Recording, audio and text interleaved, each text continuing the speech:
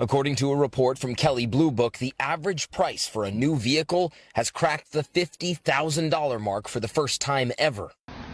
I seriously need to know why all these old, faded headlight used cars are like over $9,000. They are literally building these cars so that you throw them away when they break. Literally, just throw them away when they break. Don't replace it, don't fix it, just throw it away. What's your car payment and what do you drive? Just short of $2,700 a month. But every morning I have to decide if I'm going to drive the Tahoe Premier or the M4 Competition X Drive. It's official. Car dealers are struggling to sell their inventory and consumers are not putting up with the increased prices. According to this November insight from Cox Automotive, looking at mainstream brands, recent inventory trends reveal that some manufacturers may be edging toward overstock territory as consumer demand shifts. Jeep's situation is even more pronounced with a 24% jump in day supply and a 13% increase in inventory, driven by models like the Cherokee, Compass, and Wrangler, putting the brand at a high watermark for 2025 and close to having more vehicles than the market might absorb.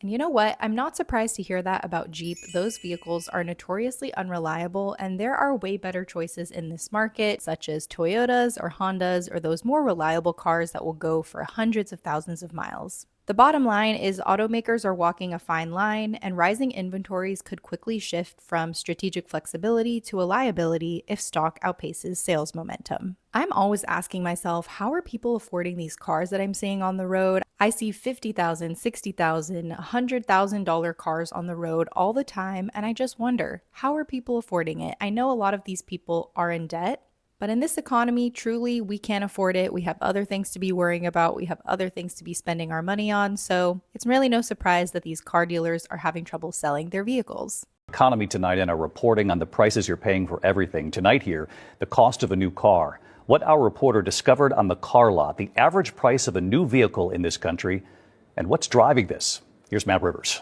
Tonight, it's never been more expensive to buy a new car. According to a report from Kelley Blue Book, the average price for a new vehicle has cracked the $50,000 mark for the first time ever. It's shocking. I think it's obscene. And that's just what people paid. The average asking price, the MSRP for 2026 models, is even higher, more than $52,000. Talk about sticker shock. The study's authors writing, it was only a matter of time, especially when you consider the best-selling vehicle in America is a pickup truck from Ford that routinely costs north of $65,000. The report says the average price for a new Tesla is $54,138. Tonight, economists say tariffs on autos and key auto parts are a factor. Also factors a rush to buy electric vehicles before tax breaks expire in September because of President Trump's big, beautiful bill that eliminates them. And lastly, experts say the families that can afford new cars are often the ones who can afford expensive cars, driving that average cost higher. Just the fact that sales are being shifted towards more luxury and higher end vehicles is similar to this situation we're seeing just about everywhere in the economy. And experts say consumers looking to used cars to save money are also out of luck. When I looked up the cost of a 2021 Nissan Sentra versus a brand new one, the cost difference is roughly $1,000. So what is the better value? And David, it's really interesting that electric vehicle sales are also driving some of this, driving up the average price of a car. There was a real race to go out and get them before those tax credits expired, many families rushing out to get theirs. I'm still in shock that the average cost of a new vehicle is $50,000. That is mind-boggling to me, especially considering the fact that the median salary in the US is $65,000. So you go to work just to pay for the car that you drive to work in. And then you still have to pay repairs, insurance, gas on top of all of that. That $50,000 is just the price.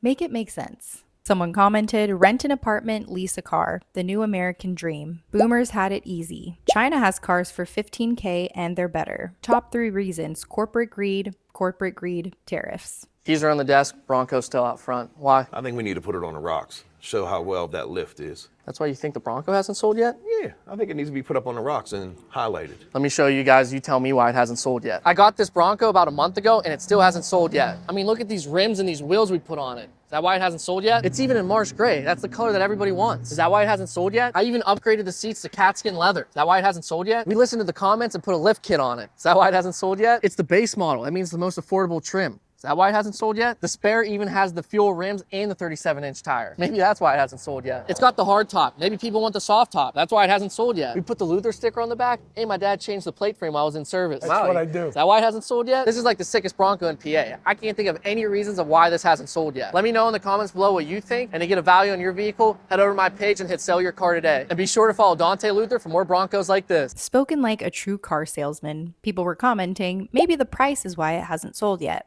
It's overpriced in a base model. $3,000 in lift, wheels, and tires, but marked up $10,000 because it's custom. It's the obnoxiously high price for a terrible vehicle. Maybe because it's a base Bronco listed for $56,000. So I went to the Ford website because I was curious how much Broncos go for, and it looks like they start at $40,000. Of course, they talk about all the bells and whistles, the lift, the hardtop, the rims, the tires, the color, but no mention of the price. And this salesman can't think of one reason why this hasn't sold yet. It always is the price. It's too expensive. You're asking too much money, and nobody can afford it. This is a 99 Toyota Corolla. This thing only has 112,000 miles on it. I stopped because I saw it. Because I saw the window sticker right there. I thought that said $595. I thought it was back in the year 2005. This is $5,000. Oh wait, that's $6,000. $6,000.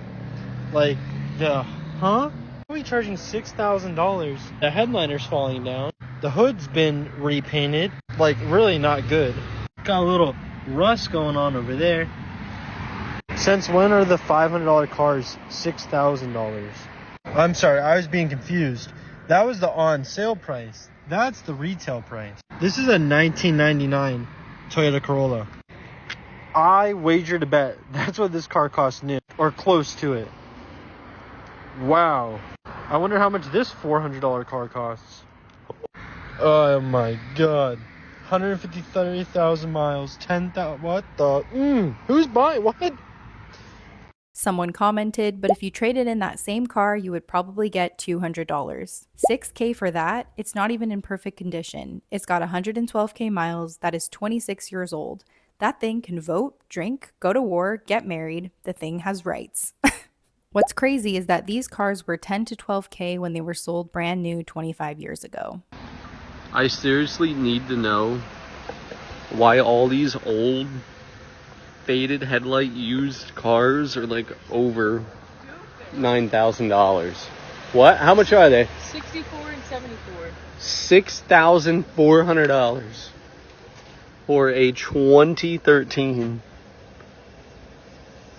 with 175,000 miles. I bought mine for $2,000 with 136,000 on it. Is this the same one too? That's crazy. Oh, there's 3 of them. I didn't even see the third one. 68. 68. Nobody is going to buy these cars. I could not imagine.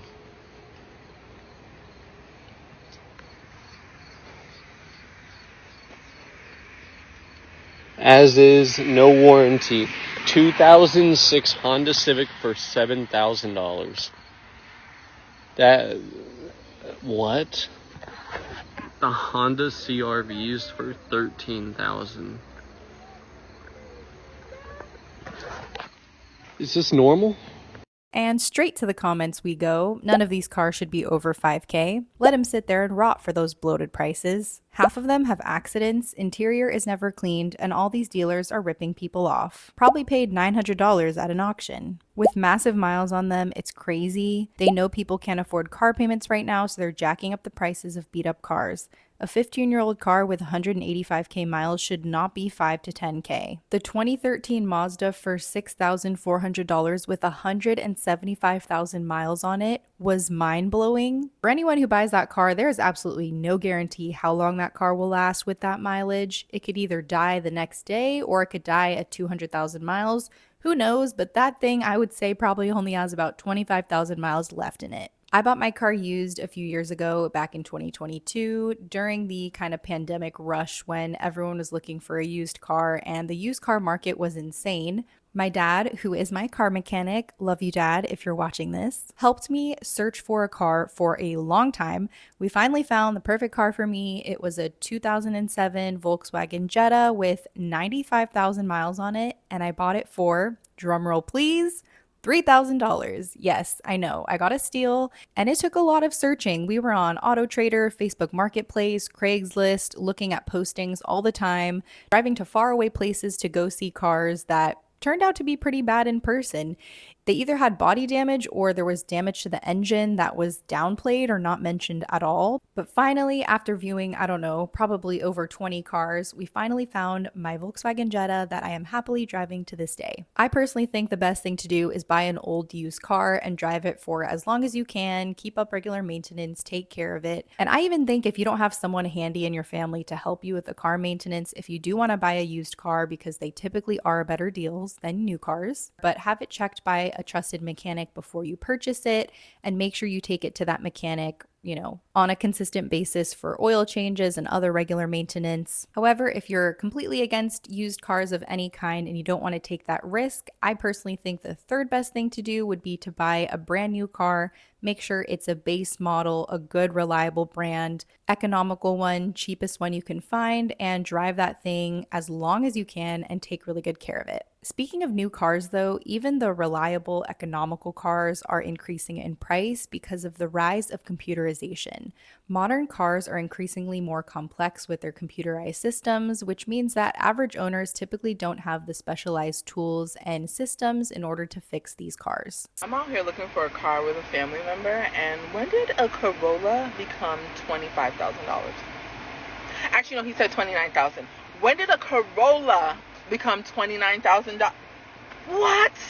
That is crazy. Like, there are no introductory level cars anymore. Like, I know that this was a while ago, but they used to be like $15,000.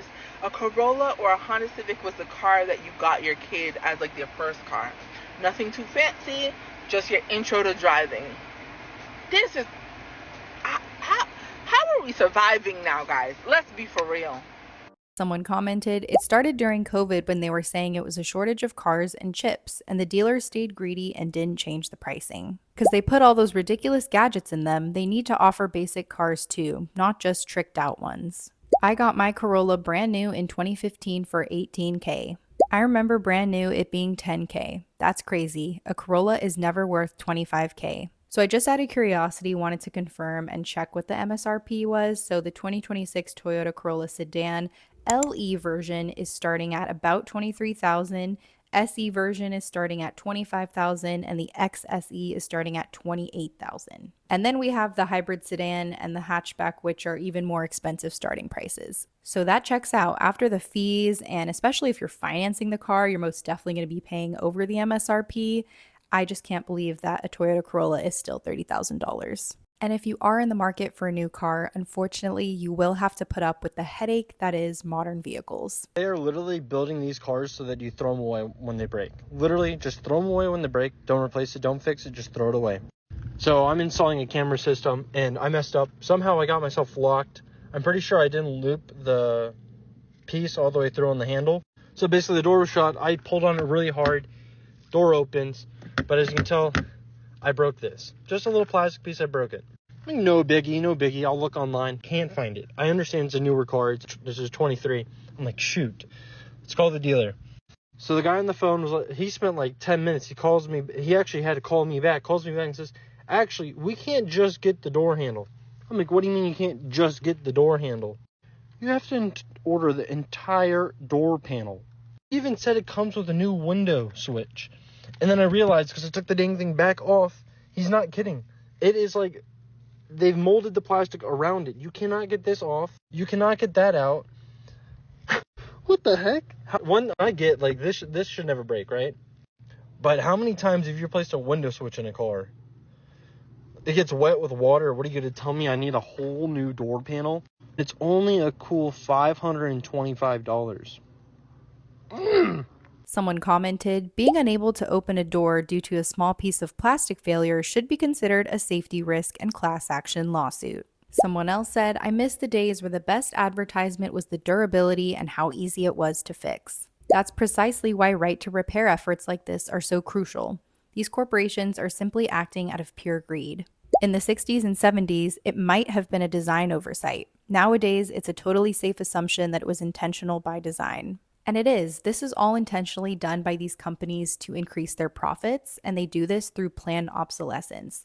This refers to the intentional design of vehicles to have a limited lifespan, encouraging consumers to replace them more frequently instead of repairing them. Greed. It's everywhere. I'm convinced restoring a 15 to 25-year-old vehicle is more reliable and cost-effective than buying anything made in the last 10 years. Companies create the problems and then monetize the solution. The other half of the story is you won't be able to get a door panel in a few years when they stop making them and the window switch goes out. Yep, I work at O'Reilly's Auto Parts, and this is a constant issue I have to tell customers.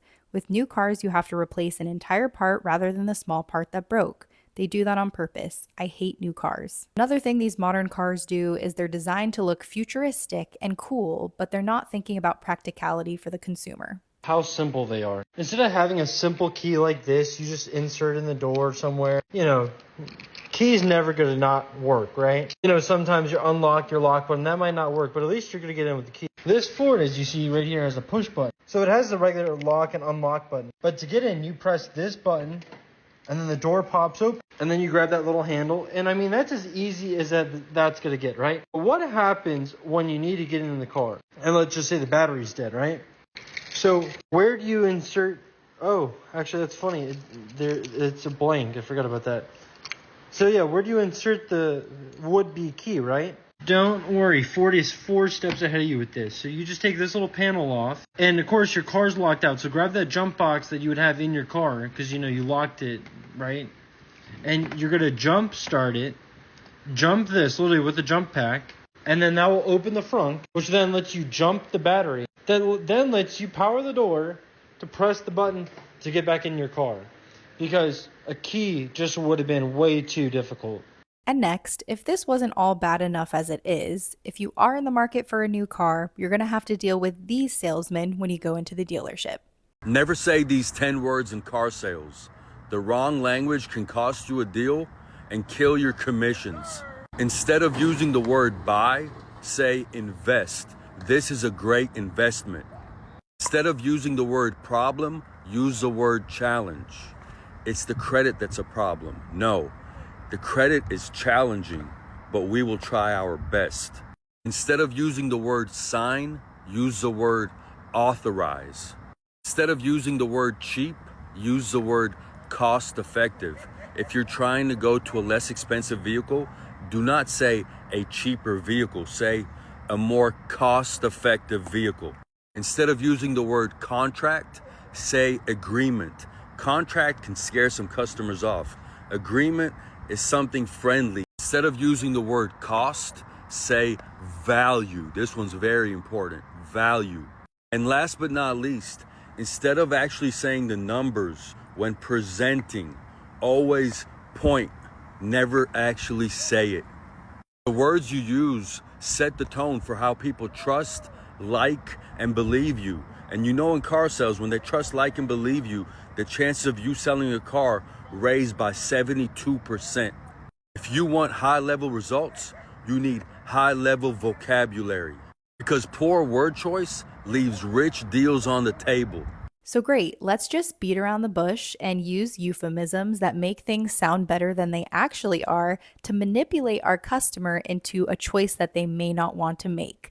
Let's not use words like cost, contract, and definitely don't say the actual number or price that they're going to be paying, because that's going to scare them off from making a bad decision. That's not shady or sleazy at all. Your car salesman definitely has your best interest in mind and not their commission check in mind. Someone commented, I dislike using the word investment. Purchasing and financing a depreciating asset isn't really an investment. And a car is the exact opposite of that. A car loses value as soon as you drive it off the dealer's lot. Vehicle and investment don't go together. Invest is not a word I use. Be an honest salesman, tell the truth, and earn your customers' business. Investment on a depreciating asset? Never say buying a car is an investment. That is the worst statement you can say. It will cost you a deal.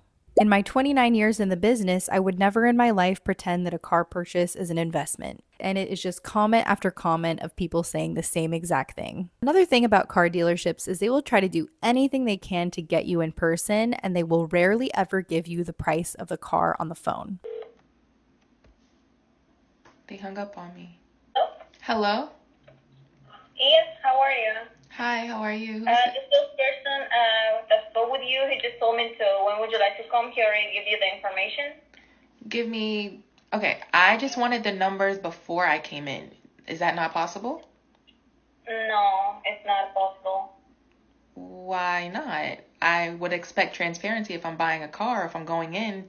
That's time out of my day. You guys are a 30-minute drive away, so I want to know how much. But they need to check your information, and they can add your information over the phone. If you really are interested, you can come and we can help you with that. They need to check my information over the phone. I'm paying in cash. They don't need any information. I just want the out-of-the-door price.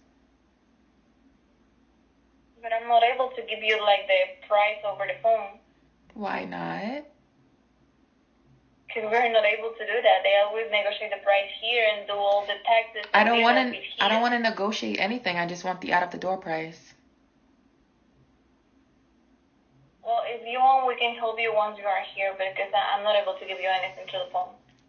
Someone commented, "This is a normal situation from car dealers. It should be illegal." I went through this. It was terrible. They also asked me if I was financing with them. I said no through my bank, and they didn't like that and said they don't like cash.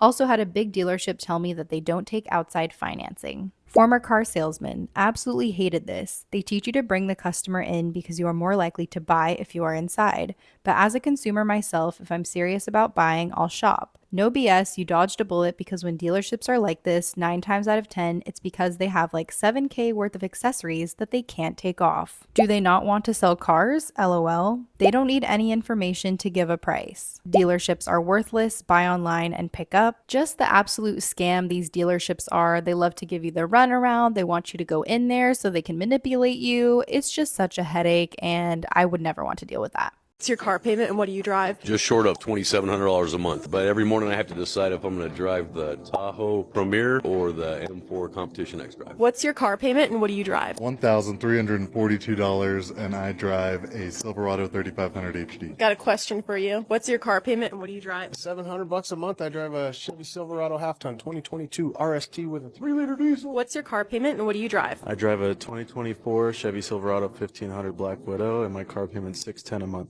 What's your car payment and what do you drive? Oh, God. My car payment's $420 a month, and I drive a 2021 Chevy Bolt. What's your car payment and what do you drive? I drive a 2025 Equinox Active, and my car payment is $293 a month. This first comment is the first thing that ran through my head when I saw this video. All these guys driving trucks to commute to a sales job. It is just comical to me that these people going to a sales job or even a white collar job are driving these giant pickup trucks and SUVs. Like, please, if you're going to be buying one of these pickup trucks, you better be a contractor or tradesman in some capacity. Why are we driving giant cars to a sales job? It makes no sense. Someone else said, trying to normalize high car payments, I see, LOL. $2,700 a month? It goes to tell you the salespeople are the worst ones when it comes to financing. If you're paying $1,000 for a car payment, they got you. Stop letting people normalize high car payments. Reminder, these are the people trying to convince you that your car payment is affordable.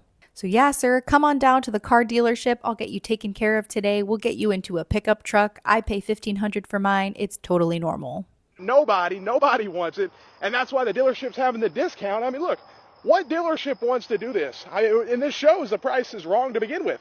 $48,000 from 63, 2025 Dodge Charger. Of course they're going to have to discount it because, I mean, think about that. A fake exhaust sound EV. Look at that. $10,000 off. That's the only way. And then we got $100,000 Jeeps. Literally, I'm not even joking. Look at this. Can you guys see that? Let me get the phone read. $101,000 from 106. So the actual MSRP is 106 for a Wrangler. Like, whoa, wait a minute. This is a $100,000 Wrangler? Yes, it actually exists, and here you go. It doesn't even make sense. You think you're just making, I mean, what world are we living in where this is a reality? You know what I mean? But this is the truth. And look at this, $84,000. Look at the payment, $1,355 for 84 months. Think about financing $1,385 for 84 months. Let's look at this payment, because what is it? Over $1,600? I mean, some people's mortgage payment on a Jeep Wrangler. I mean, look at this. Do the math on that one. 1,639 times 84. You know, that's robbery on a Wrangler. It's a complete mess what's going on. They have vehicles that have been on the lot. Someone commented, no Jeep is $100K. That's wild. $1,639 times 84 months is $137,676 for a Jeep Wrangler. And that Jeep was about $100,000. So just in interest alone, if you finance this vehicle, you're going to be paying almost $38,000 extra. Another thing that these dealerships do that bother me is they put the loan terms in months instead of years. Like, why are we saying 84 months? Just tell it like it is. It's 7 years of your life. Imagine buying this car at 23 years old. You're going to be financing it until you're 30. And logically, I know why they do this. It's because it sounds better than saying, oh, you want to have a 7-year auto loan? Instead, they say, you're going to have an 84-month auto loan. It reminds me when moms like to say, my kid is 48 months old. Your kid is 4. Just say your kid is 4. Why are we using months past like the 18-month timeline? Anyway, did not mean to come at moms or any parents watching this. They're not hurting anyone by saying their kid is 48 months old, but these car dealerships are scamming people by saying that these loans are 84 months. Someone else commented, I put $170,000 down on my house and financed $165,000. My house payment is only $1,360. No way am I paying $1,600 a month for a dang Jeep. That Jeep won't even hit $100K without some type of problem. Wrangler won't even last 84 months. And they finally brought it inside. They listened to the people. I mean, they were like, why is the vehicle still outside? It's been there 800 days, and I'll show you something else. So that Dodge Charger's been on the lot over 800 days. This Fiat is a 2023 that's been on the lot over 500 days. And check this out. Check this out. Yeah, 2023. Look at this. Think about it. We're in 2025 and soon to be. It's going to be 2026 still here. 22,000 and the original price is 36. So they're trying to discount it. I mean, that's a good discount on a $30,000 vehicle. 36 down to 22. But it's been here over 500 days. No one wants it. And what's it by? Check it out. A rodent trap. So yeah, not the best thing to be by, considering these vehicles have been outside. Some of them, like this one right here, right next to the trap, has been out here for years sitting outside. It's a complete mess. And this is only happening at mainly domestic manufacturers, but mainly Dodge, Jeep, and Ram. There's no other dealership that's really in this situation as bad as Dodge, Jeep, and Ram. Someone commented, $30,000 Fiat? That Fiat is not a $30,000 car. That's why they're sitting there. Hopefully everyone gets on board and stops paying these outrageous prices, and they'll start to come down to realistic levels. Also, not the rodent trap right next to the Fiat. The poor soul that ends up buying that Fiat might have a little family of mice or rodents in their engine that have been setting up shop there for years. People are waking up to Dodge, Chrysler, Jeep, and Ram and their horrible reliability. They'd rather keep it outside for years than lower the price. Why are you holding 3-year new cars? You already lost value, and the minute you drive it off the lot, you are 50% of the sticker with 10 miles on the odometer. So that's all I have for you guys today. Please let me know what you think down below of the car market. Are used cars and new cars too expensive? I personally cannot fathom how new cars have now hit a record of $50,000. That was just mind-boggling for me to learn. But thank you all so much for watching. If you enjoyed today's video, please like, subscribe, and comment down below a dog emoji so I know you watched the whole thing. And if you don't want to wait for my next upload, you can go ahead and check out this video right here on the screen. But thank you guys again, and I'll catch you in the next one. Bye!